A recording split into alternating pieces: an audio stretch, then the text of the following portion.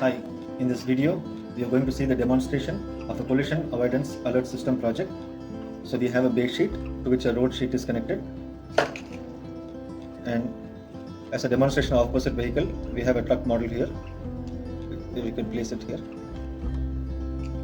and then we have a car model to which the IR sensor is stuck using a double side tape for proof of concept level.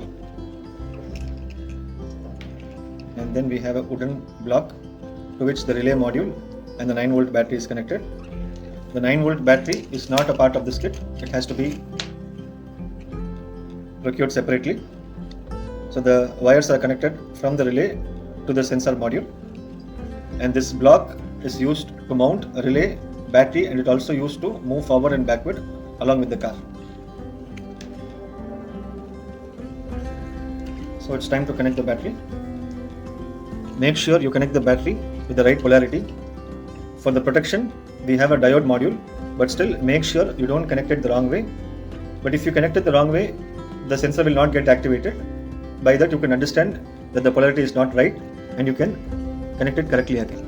So let us connect the battery with the right polarity. So once we connect, you could see a red light.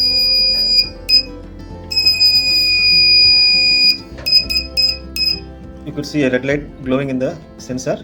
So whenever there is any obstacle, you could see there is another light which indicates that there is some obstacle. Now let us place the car model to the road.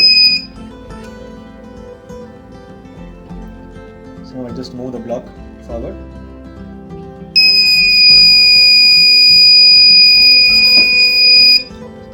You can move the block like this so that the car keeps going forward and reverse.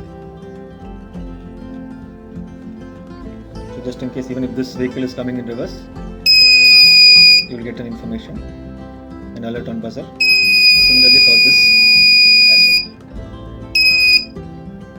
well. So this is how your project works. Once completed, please remove the battery safely. Thank you.